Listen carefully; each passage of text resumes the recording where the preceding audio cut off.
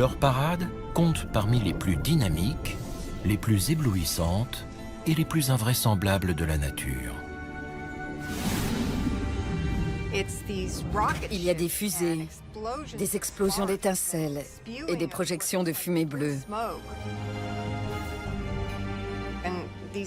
Et des longues chaînes qui ressemblent à des lanternes japonaises s'étendant à perte de vue. C'est magique. Certains clignotent,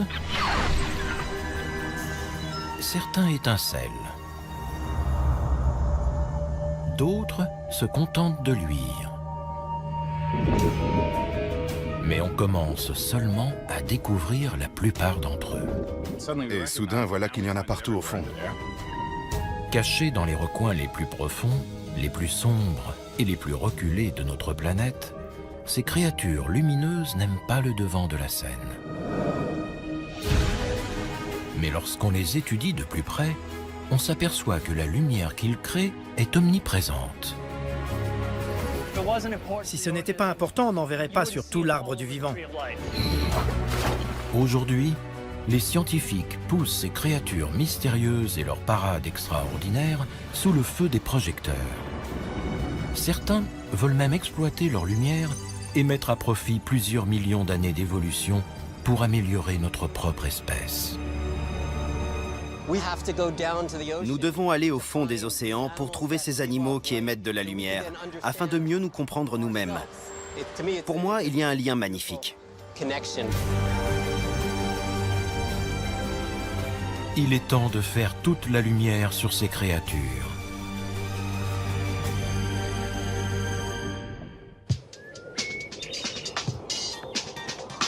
C'est un des ingrédients de base de la vie. Nous absorbons son énergie, nos horloges sont réglées dessus, nous en avons besoin pour voir. La lumière est si précieuse que nous l'avons apprivoisée pour la faire durer toute la nuit. Imaginez un monde sans elle.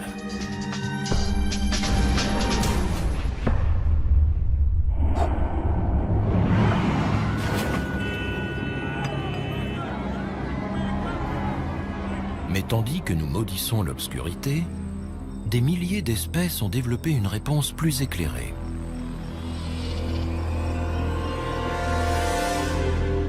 Sans brûler une once de combustible fossile. On appelle ça la bioluminescence. La lumière vivante.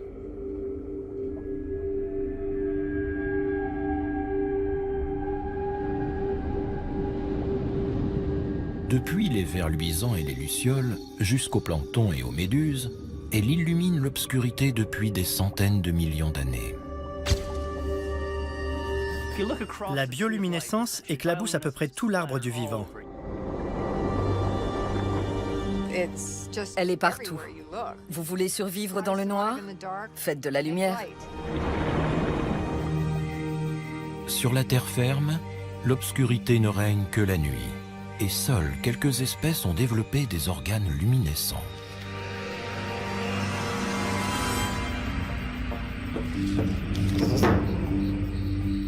Mais si vous descendez dans les profondeurs abyssales de l'océan, là où réside la majeure partie des animaux de la planète, vous verrez que c'est une toute autre histoire.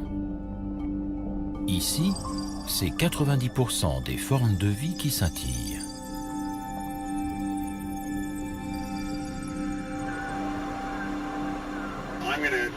Je vais m'éloigner du mur et me diriger vers le large. Surface, surface, ici Nadir. Notre profondeur actuelle approche les 100 mètres. Équipement de survie, OK. C'est pour cette raison que des chercheurs du Muséum américain d'histoire naturelle explorent les grands fonds de l'océan Pacifique Sud en quête de nouvelles créatures luminescentes. Je mets le moteur en marche.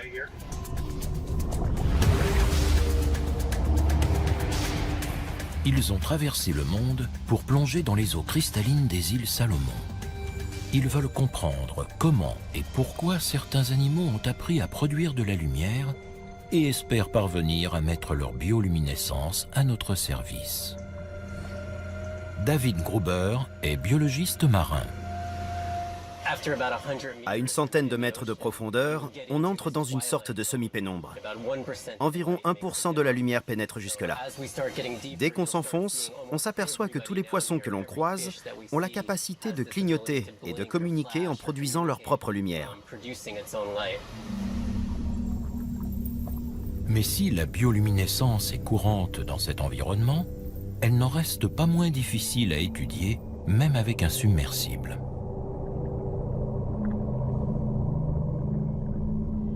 L'eau est trop sombre, les distances sont trop grandes et la lumière qu'émettent les animaux est trop imprévisible.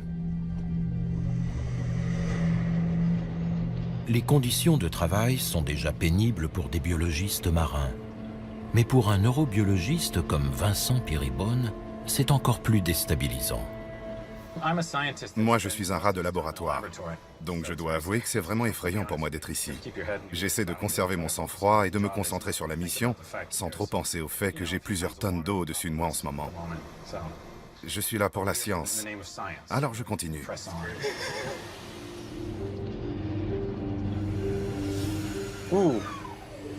C'est un photophore. Cette expédition vise entre autres à développer une caméra plus performante en basse lumière. La bioluminescence sous-marine n'a été filmée que très rarement dans son élément. Nous avons acquis la plupart de nos connaissances en observant les animaux dans des réservoirs soigneusement éclairés à la surface.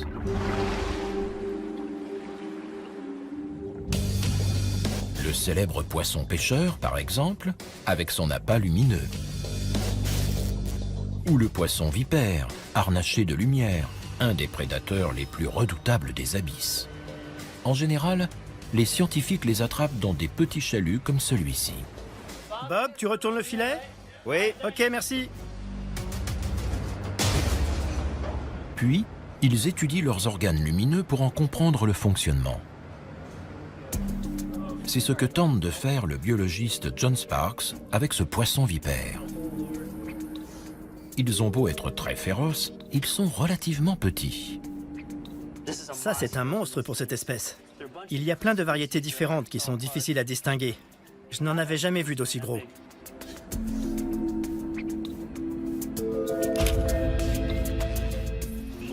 On en sait encore si peu.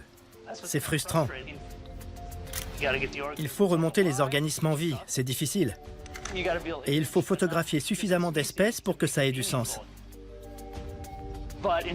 Mais c'est compliqué pour nous de faire un vrai travail scientifique, parce qu'on a très peu de données. Ce que veulent savoir les chercheurs, c'est comment les attributs luminescents ont pu se répandre autant dans les abysses.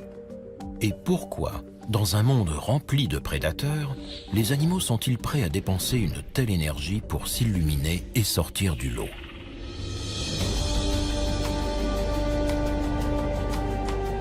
Eddie Weider est biologiste marin et elle s'intéresse à ces questions depuis plusieurs décennies.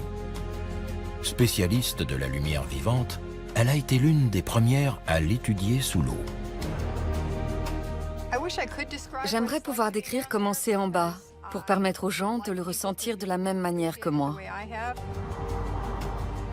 Il y a des fusées, des explosions d'étincelles et des projections de fumée bleue et des longues chaînes de siphonophores qui sont comme des chaînes de méduses et qui ressemblent à des lanternes japonaises s'étendant à perte de vue. C'est magique.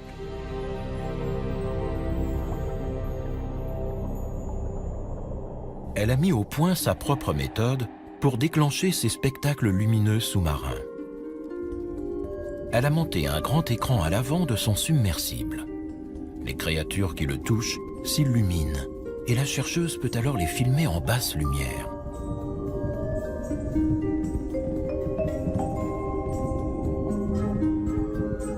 Au fil des ans, ce dispositif ingénieux a contribué à lever le voile sur certains des habitants les plus étranges des abysses. depuis les méduses jusqu'aux holothuries.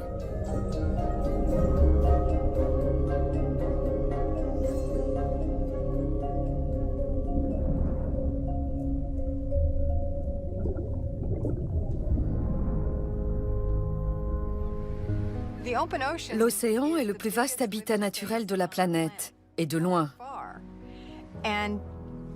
C'est un environnement très inhabituel. Il n'y a pas d'arbres ni de buissons pour se cacher. Et pourtant, on y joue aux mêmes parties de cache-cache que sur la terre ferme. C'est là qu'intervient la bioluminescence.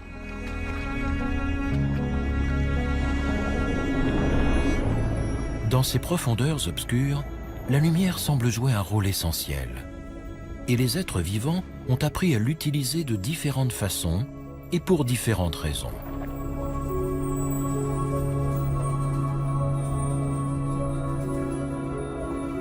Il existe par exemple des micro-organismes, les dinoflagellés, qui s'allument à l'unisson chaque fois que l'eau autour d'eux est perturbée, reproduisant ainsi la forme de ce qui les traverse.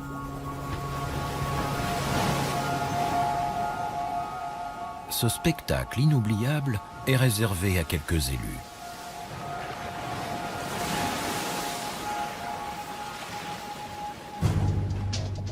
Mais face aux prédateurs, tels que les crevettes, c'est aussi un indicateur de mouvement. Il suffit d'un geste pour que la lumière s'allume et trahisse le remplacement. Quant aux prédateurs, ils deviennent à leur tour la proie de toutes sortes de créatures, comme la seiche.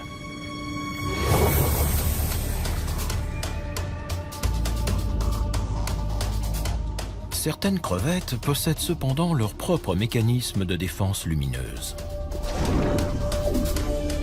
En cas d'attaque, elles envoient de grands éclairs de lumière pour désorienter l'ennemi. Beaucoup d'animaux sont capables d'utiliser la luminescence de cette manière. On a des crevettes qui projettent la lumière par la bouche, comme un dragon crachant du feu, pour aveugler temporairement leurs prédateurs tout en s'éloignant dans l'obscurité.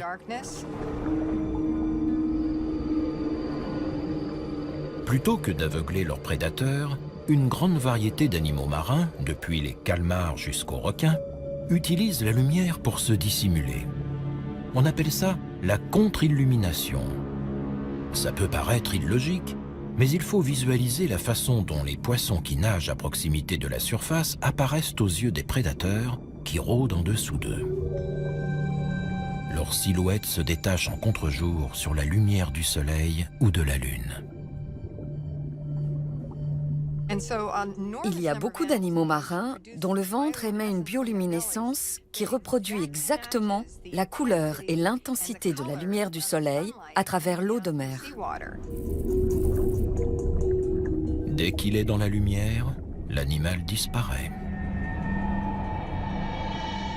C'est une véritable cape d'invisibilité. Ils disparaissent purement et simplement.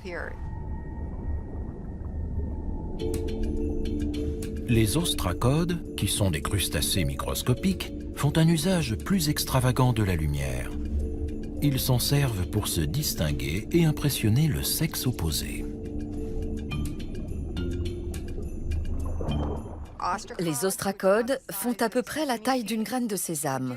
Et ils produisent une quantité de lumière incroyable pour un si petit organisme. Ils font gicler un petit point, s'éloignent, puis ils en font gicler un autre et encore un autre. L'espacement des points est propre à chaque espèce. Il permet à la femelle de savoir avec quel mâle elle peut s'accoupler. C'est comme quand on écrit dans le ciel, sauf que c'est de la lumière. C'est magnifique.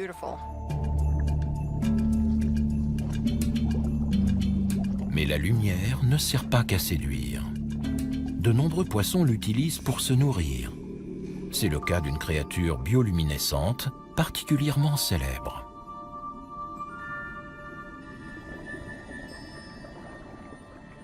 What is it? It's so pretty. Souvenez-vous du monde de Nemo. Good feelings gone. Cet appât est conçu pour attirer un poisson ou une petite crevette qui vient l'avaler et se fait happer par un piège vivant aux dents acérées.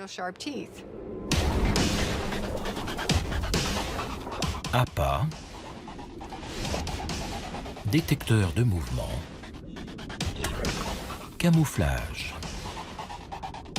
Les différentes formes de bioluminescence font des abysses un véritable Times Square aquatique.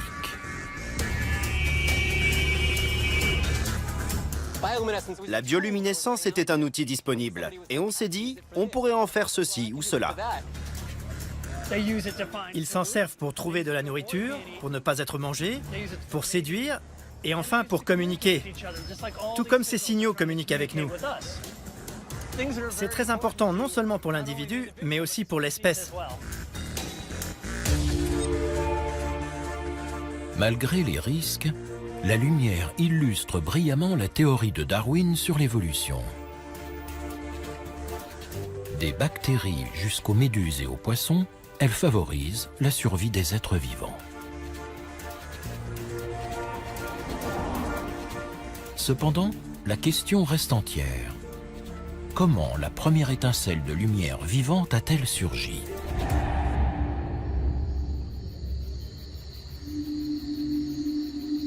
Pour le savoir, les scientifiques se sont tournés vers un autre groupe de créatures bioluminescentes, à la fois plus familier et plus facile à étudier. Les animaux terrestres ont développé leurs propres usages de la lumière.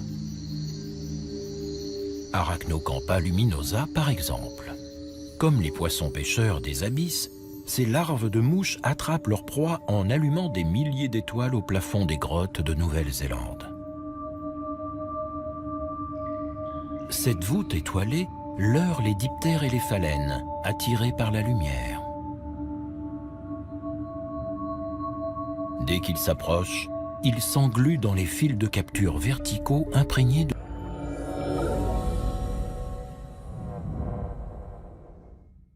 mucus.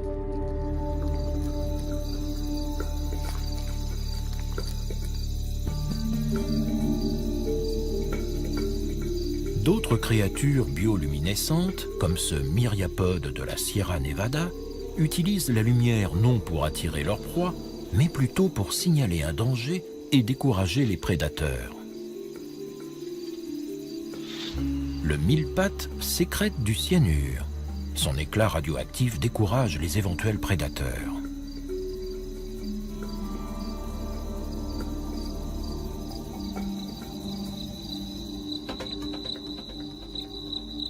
Et puis, il y a une parade qui nous est tout à fait familière.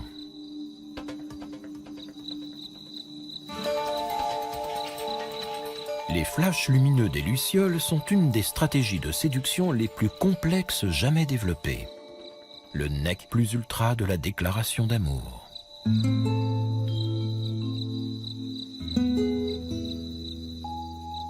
Les lucioles mâles déclenchent une réaction chimique dans leur abdomen qui leur permet de s'allumer et de s'éteindre à volonté. Si tout se passe bien, la femelle répond en s'allumant à son tour.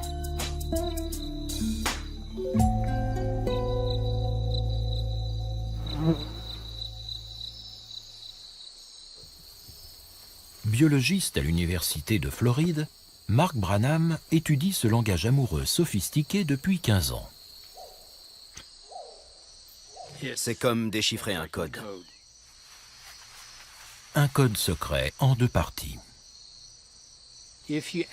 Quand on étudie soigneusement la séquence de ces flashs, on retrouve des caractéristiques normalisées. Ce sont sans doute les éléments du signal qui disent « J'appartiens à l'espèce suivante ». L'une des 2000 espèces que compte la famille des lucioles, qui sont en fait des coléoptères.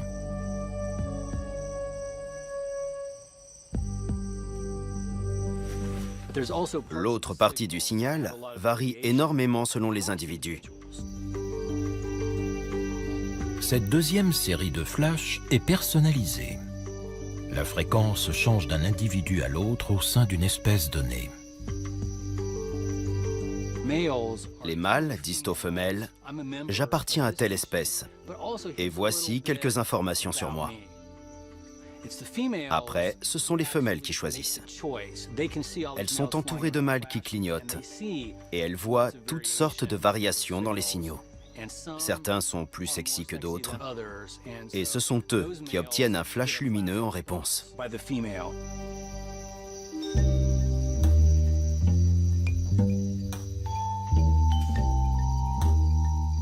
Grâce à leurs yeux énormes, façonnés au fil du temps pour détecter la moindre trace de lumière, le mâle voit la réponse et localise ainsi la femelle. Il lui envoie à nouveau un signal, elle lui répond, et ils échangent ainsi jusqu'à ce que le mâle détermine sa position exacte et vienne se poser à côté d'elle. C'est la Saint-Valentin. C'est le même principe que les oiseaux qui font la roue ou qui chantent et croassent. Pour optimiser ses chances en matière de reproduction, il faut sortir du lot. Et la lumière est un excellent moyen d'aller droit au but. On ne peut pas rater un flash par une chaude nuit d'été.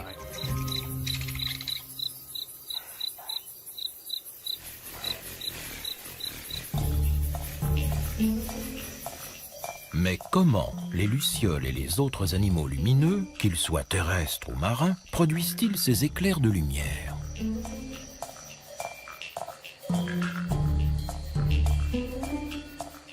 Les coléoptères luminescents ont été les premiers à nous éclairer sur la question. En 1885, alors qu'il travaille sur un cousin de la luciole appelé pyrophore, le biologiste français Raphaël Dubois parvient à identifier le mécanisme chimique de sa luminosité. C'est le résultat d'une réaction entre deux substances qu'il nomme d'après Lucifer, le porteur de lumière. La luciférine fait office de combustible, un peu comme de l'essence.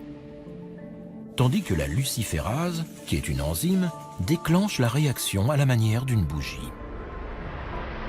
Lorsque ces deux substances sont associées en présence d'oxygène et d'autres éléments clés, elles réagissent.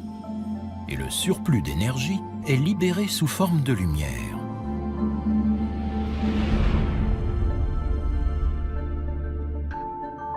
Depuis un siècle, ce mécanisme d'émission lumineuse a été retrouvé un peu partout dans le monde naturel, sur Terre et sous les mers. C'est dire si ces ingrédients sont facilement accessibles.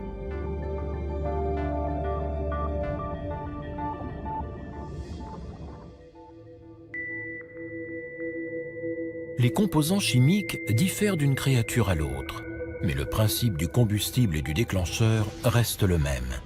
Chez les lucioles et les larves, comme chez les méduses, les poissons, les escargots et même les champignons.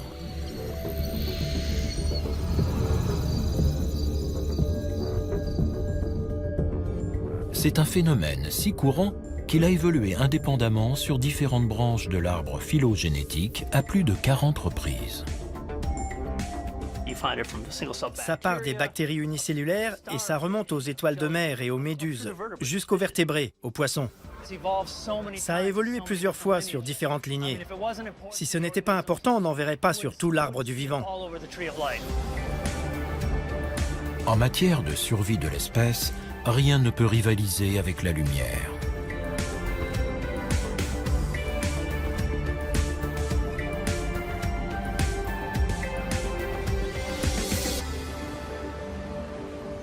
Mais il existe plusieurs variétés de lumière vivante. Dans les îles Salomon, les chercheurs du Muséum américain d'histoire naturelle se préparent à l'étudier sous une autre forme.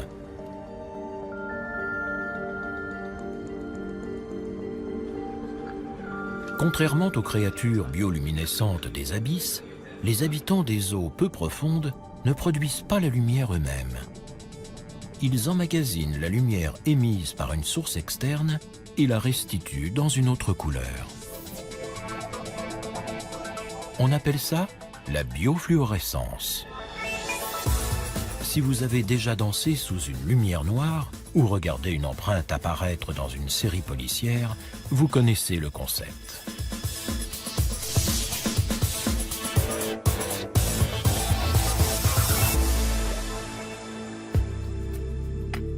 Les substances chimiques fluorescentes ont une façon particulière d'absorber la lumière. Au niveau atomique, la lumière éjecte les électrons sur des orbites plus énergétiques autour du noyau. Lorsqu'ils regagnent leur orbite d'origine, quelques milliardièmes de secondes plus tard, les électrons fluorescent. Ils réémettent la lumière à un niveau d'énergie plus faible, produisant ainsi une couleur différente. Les animaux fluorescents fonctionnent de la même manière. Sauf que ces composants chimiques, en général des protéines fluorescentes, sont présents dans leur peau et d'autres tissus. La biofluorescence est une propriété étrange. Ces animaux ne produisent pas de lumière. On leur envoie une lumière d'une couleur et ils en produisent une autre. C'est un phénomène rare. Contrairement à la bioluminescence, la biofluorescence nécessite la réunion de certaines conditions pour avoir lieu dans la nature. Pour commencer, elle a besoin de la lumière du soleil. Mais pas telle que nous la connaissons à la surface. Lorsqu'elle touche le sol, la lumière du soleil contient toutes les couleurs de l'arc-en-ciel, comme on peut le voir en l'observant à travers un prisme. Chacune de ces couleurs correspond à une longueur d'onde spécifique. Mais dès que la lumière entre dans l'eau, les choses se corsent. L'eau agit comme un filtre et les différentes longueurs d'onde n'y pénètrent pas toutes à la même profondeur. Les grandes longueurs d'onde, comme les rouges et les oranges, sont les premières à disparaître. Puis les jaunes et les verts. Pour finir avec un océan de bleu. Cette lumière d'un bleu très pur est le déclencheur idéal de la fluorescence. Ils prennent la lumière bleue qui leur parvient dans l'océan et la convertissent en vert et en rouge. C'est ce qui leur donne cette couleur, ce contraste.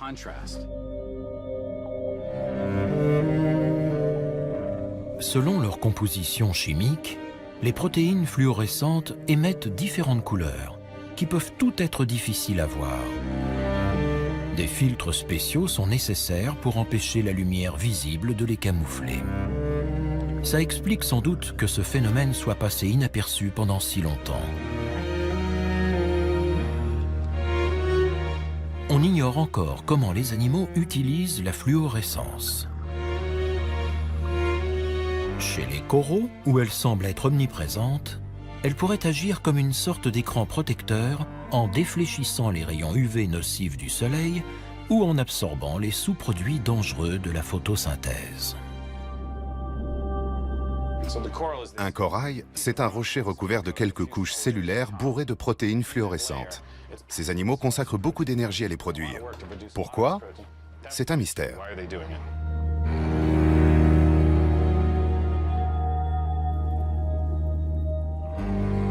On a longtemps pensé que la fluorescence n'existait que chez les coraux et chez certaines méduses.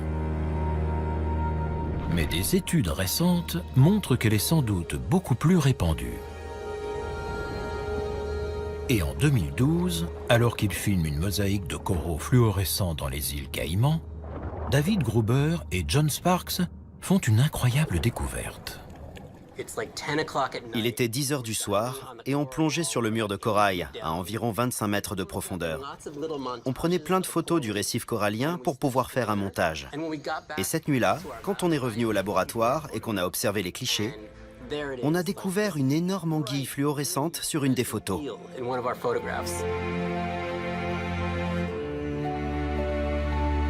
C'est la première fois qu'ils voient un poisson fluorescent. On s'est demandé ce que c'était. On croyait que le photographe qui nous accompagnait avait utilisé Photoshop pour nous faire une blague. Non, non. J'augmente la lumière. Au départ, on n'y a pas cru. On pensait qu'il devait y avoir une saleté sur l'objectif. En fait, il y avait une anguille fluorescente qui s'était incrustée sur notre photo. Je m'approche d'eux. L'anguille leur ouvre les portes d'un nouveau monde. Ça continue à s'allumer. Armés de lumière bleue et de filtres jaunes, ils commencent par traquer la fluorescence près de chez eux, dans les aquariums. Ah, lui là. et ils la découvrent partout, tout le long de la chaîne alimentaire. Non, regardez ça. Chez les hippocampes, les raies et même certains requins. Ah, pas mal. T'as filmé le requin? Qu'est-ce qu'il brillait? Autant de créatures qui cachaient leur véritable couleur. C'est fluorescent, on le voit d'ici. On se demande comment on a pu passer à côté de ça. Tout ce qu'on voit, c'est un poisson coloré. Pour savoir qu'il est fluorescent, il faut se poser la question, mais quand on commence à chercher, c'est partout.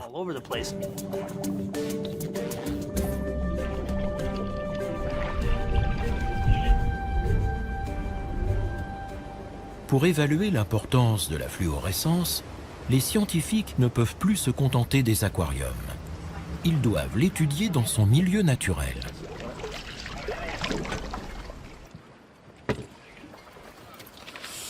C'en est plein. J'ai coupé un morceau de récif. Ces petites créatures sont des blennies. Ce qui est bien, c'est que tous ces groupes sont très fluorescents. Ces poissons se ressemblent, mais ils appartiennent à des espèces distinctes. Et si on les met sous une lumière fluorescente, ils sont très différents. Dans le bleu monotone des profondeurs sous-marines, les taches et les rayures fluorescentes sont peut-être comme des codes-barres qui indiquent en secret l'identité de leurs propriétaires à d'éventuels partenaires.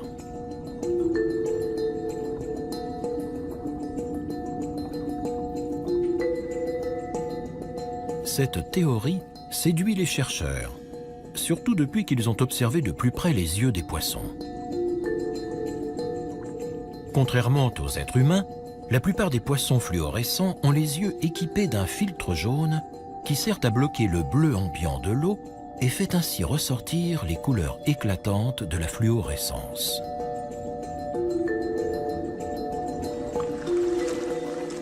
Ce monde qui nous était invisible serait donc flagrant pour les poissons.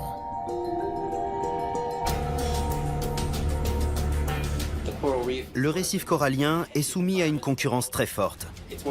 La biodiversité y est très importante et toutes ces créatures se disputent l'espace. La fluorescence leur permet d'enrichir leur environnement. Et on commence seulement à découvrir le monde qu'ils voient depuis des millions d'années. On va faire un test. Amenez le patient. Pour le neurobiologiste Vincent Pirébonne, la découverte de nouveaux animaux fluorescents est très excitante. Incroyable. C'est génial. Il s'intéresse en particulier aux protéines qui font fluorescer les poissons. Il espère s'en servir pour tracer des cellules nerveuses vivantes afin de cartographier le cerveau humain.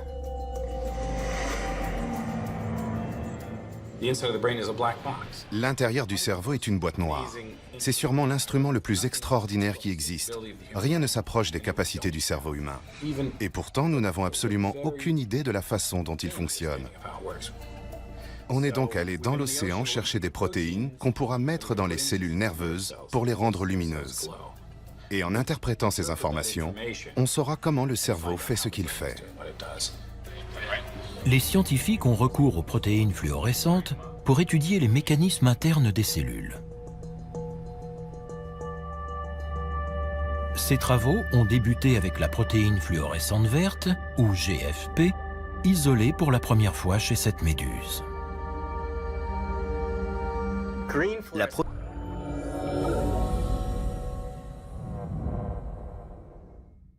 protéine fluorescente verte est comme un petit réflecteur de vélo qu'on peut attacher à n'importe quelle protéine.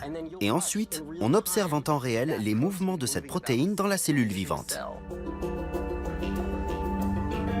Pour cela, ils prennent le gène de la protéine fluorescente verte et l'insèrent à l'intérieur des cellules. Une fois qu'elles contiennent ces instructions génétiques, les cellules visées produisent la protéine. Il ne reste plus alors qu'à projeter une lumière bleue pour qu'elle fluoresce en vert. Ça a révolutionné notre capacité à observer l'intérieur de cellules vivantes au niveau protéique. Récompensée par un prix Nobel de chimie, la découverte des GFP nous permet de mieux comprendre comment le cancer se propage. Ici, des cellules malignes circulant dans les vaisseaux sanguins. Ou encore, comment les virus infectent l'organisme et se multiplient. Ici, le VIH, le virus du sida, passant d'une cellule à l'autre. Les chercheurs peuvent même attacher des GFP à des gènes de virus résistants et les placer dans l'ADN de souris et de chats afin d'évaluer l'efficacité d'un traitement contre le sida, créant ainsi des animaux entièrement fluorescents. La GFP est une découverte magnifique qui fait apparaître les cellules en vert. En gros, ça permet de voir l'invisible. Depuis, les GFP ont été manipulés pour fluorescer dans d'autres couleurs. Ainsi, on peut suivre différentes cellules simultanément. Très vert. Oui, très vert, c'est superbe. Et ce n'est pas tout. Explorant les abysses en quête de nouvelles protéines fluorescentes, les scientifiques ont trouvé diverses couleurs du spectre lumineux. Mais le tissu cérébral humain pose un problème particulier. Il est très dense et aucune des couleurs découvertes jusqu'à présent ne peut facilement le traverser. Les neurobiologistes cherchent donc des couleurs avec une longueur d'onde supérieure, comme le rouge lointain et l'infrarouge. Les rouges sont un peu mieux, ils vont plus loin. Mais l'infrarouge traverse tout le tissu. En neurobiologie, notre but ultime a toujours été de trouver un rouge le plus lointain possible. Exactement. Je l'ai. Il faut absolument qu'on sorte ces trucs de l'eau. Il n'y a qu'ici qu'on en a découvert. Alors on revient chercher d'autres couleurs et d'autres intensités. C'est notre mission. Pour trouver ces créatures lumineuses, les chercheurs plongent de nuit quand aucune lumière naturelle ne perturbe leur vision. On part prélever des échantillons. On cherche de la biofluorescence quelque part dans le récif. On va utiliser cette caméra. Ils stimulent la fluorescence à l'aide d'une lumière reproduisant le bleu des fonds marins pendant la journée. Puis ils bloquent cette lumière bleue en équipant leur masque d'un filtre jaune semblable à celui que l'on trouve sur les yeux des poissons. Comme ça, on est sûr que les différentes créatures qu'on observe dans l'eau sont vraiment biofluorescentes. C'est parti? Oui.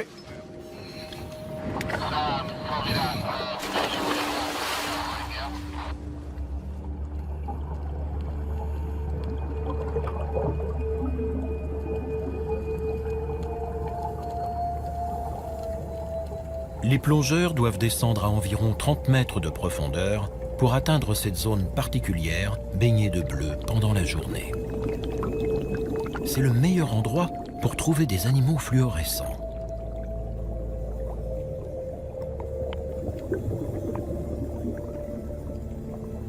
Le récif est spectaculaire, même dans la lumière bleue.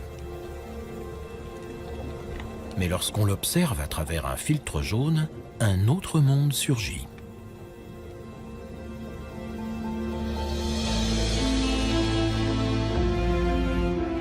Un paysage fantastique en technicolor.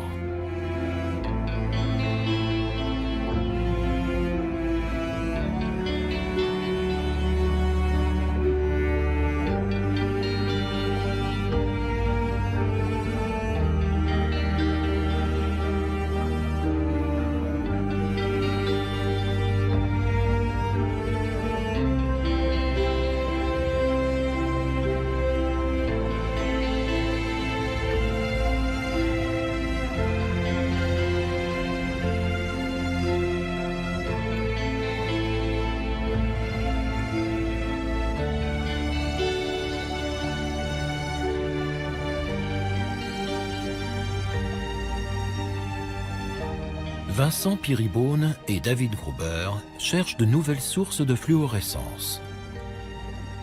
On observe attentivement le récif et on voit quelque chose. Tout est noir, sauf ces animaux qui restituent la lumière. Coraux, crinoïdes, anémones, poissons, tous restituent la lumière. Je n'ai qu'à prélever un petit morceau de chaque animal pour séquencer tout son génome et obtenir les informations génétiques dont j'ai besoin.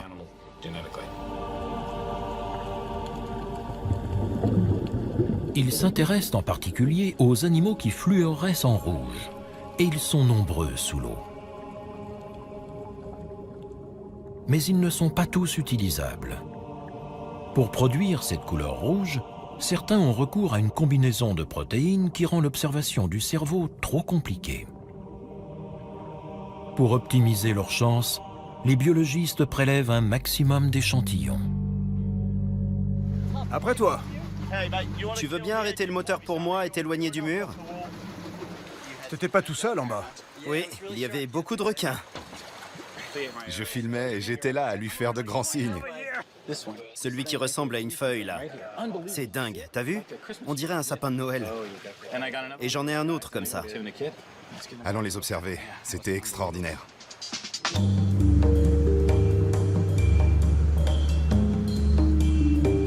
Dans le laboratoire du bateau, ils examinent anxieusement leur butin.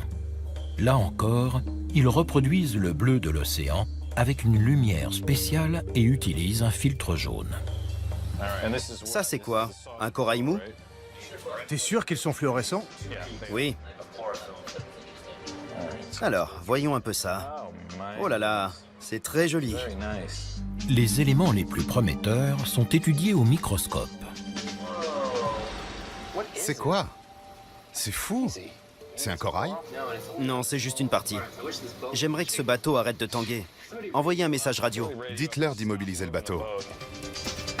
Les échantillons collectés ne s'avèrent pas toujours fluorescents. Rien. C'est pas du tout fluorescent. Non. Non, pas du tout. Ils isolent cependant plusieurs spécimens verts intéressants et les prennent soigneusement en photo avant de les congeler.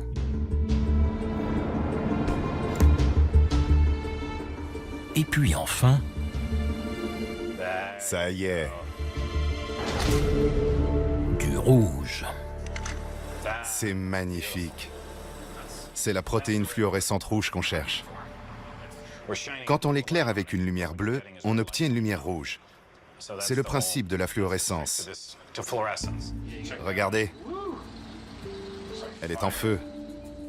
Ils vont devoir attendre d'être de retour sur la terre ferme pour tenter d'isoler cette protéine fluorescente rouge.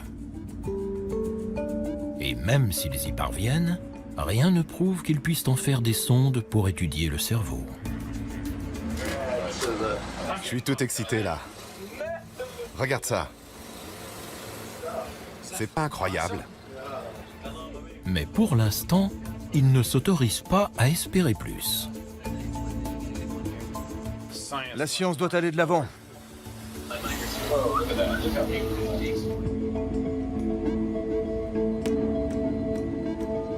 De retour à New York, John Sparks et David Gruber récupèrent leurs échantillons dans le congélateur du Muséum américain d'histoire naturelle.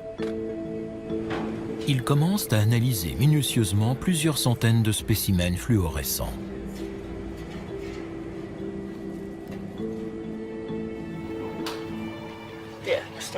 Depuis la découverte de la première anguille, il y a à peine quelques années, les scientifiques ont répertorié plus de 200 espèces de poissons fluorescents. La biofluorescence est présente dans tout l'arbre du vivant. Et comme pour la bioluminescence, on dirait que quelqu'un l'a jetée sur l'arbre et qu'elle s'y est accrochée de façon aléatoire. Il s'agit maintenant d'extraire les protéines de ces différentes créatures en commençant par un peu de tissu. On veut juste isoler un petit morceau du tissu fluorescent. Rien d'autre. Le tissu externe. De là à là. Parfait. Et maintenant, on le met là. Magnifique. À partir de là, ils peuvent isoler les gènes qui produisent les protéines responsables de la fluorescence. Les échantillons les plus prometteurs sont aussitôt transmis à Vincent Piribone. C'est comme ça que les plaques doivent être réparties. Il faut bien les séparer. À Yale, le neurobiologiste et ses collègues s'efforcent d'en faire des outils pour mieux comprendre le cerveau. Grâce à une manipulation génétique, il fusionne les protéines fluorescentes avec d'autres protéines sensibles au voltage, le langage des cellules cérébrales. Il y en a pour 1 heure. Ok. C'est ce qu'ils ont fait récemment avec la protéine fluorescente verte et un cerveau de drosophile moins dense que le nôtre. Il nous faut une protéine qui change rapidement d'intensité, clair, sombre, pour suivre la succession rapide des signaux électriques dans la cellule. Cette protéine lumineuse sensible au voltage a alors été administrée à une mouche. On peut maintenant observer son cerveau à l'aide d'un microscope spécial pendant qu'elle réfléchit. Chaque fois qu'un neurone décharge, le voltage change et l'intensité de la luminosité aussi.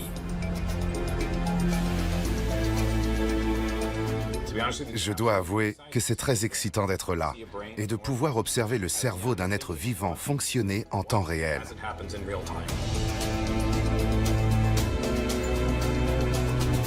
Contrairement aux scanners traditionnels qui mesurent l'activité de l'ensemble du cerveau, ces éclairs lumineux et colorés sont les premières images directes de l'activité électrique de neurones individuels dans un cerveau vivant. La base de tout comportement. Là, c'est une mouche qui découvre une nouvelle odeur, qui s'endort, qui s'éveille.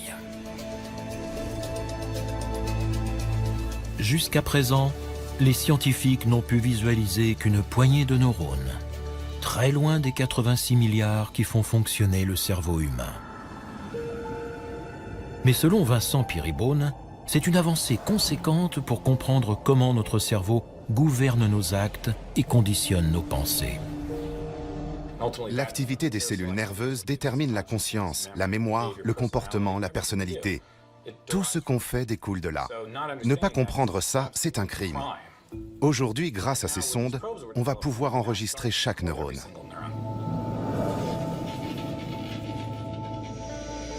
Pour cartographier un organisme plus évolué qu'une mouche, il manque cependant un ingrédient clé, les fameuses protéines fluorescentes rouges.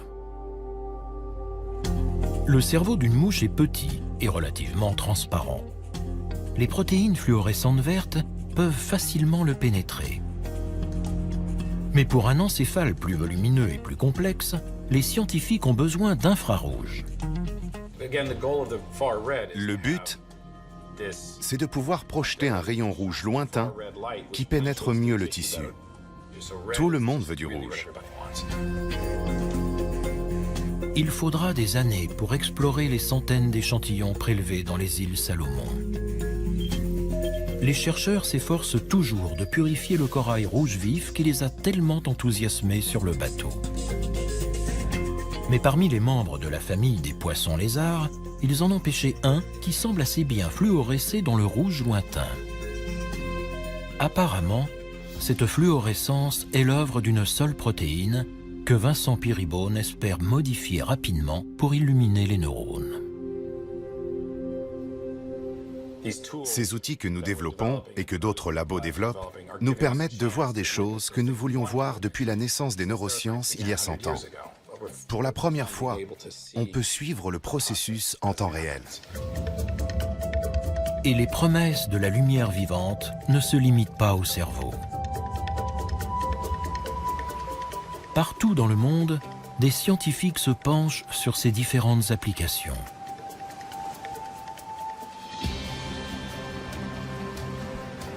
En Floride, Eddie Weider utilise des bactéries bioluminescentes pour mettre en évidence la pollution. Les toxines présentes dans l'eau polluée interfèrent avec la faculté des bactéries à produire de la lumière.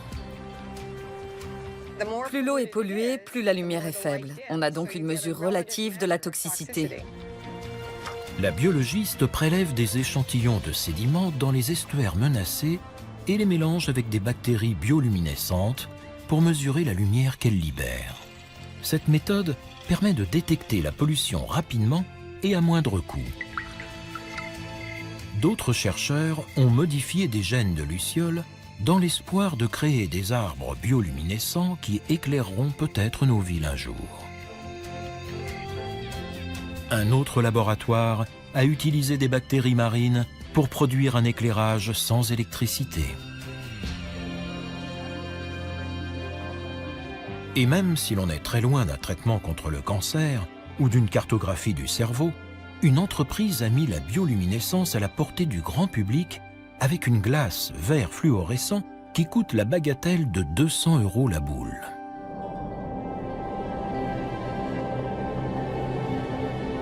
Quant à Vincent Peerybone, David Gruber et John Sparks, ils prévoient déjà un nouveau voyage dans le Pacifique Sud et dans d'autres coins reculés de notre planète, en quête d'animaux lumineux, à la fois bioluminescents et biofluorescents.